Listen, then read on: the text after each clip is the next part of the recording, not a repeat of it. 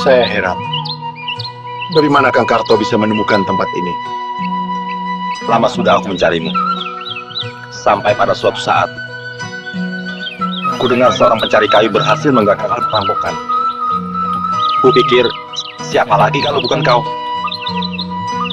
Betulnya, saya sudah tidak mau berkelahi lagi. Markoni,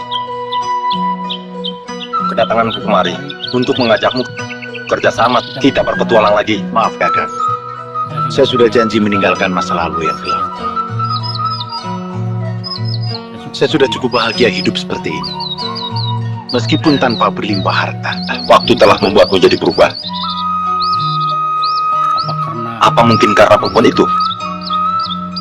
Ya, dia mengajariku kejujuran dan memberiku kedamaian.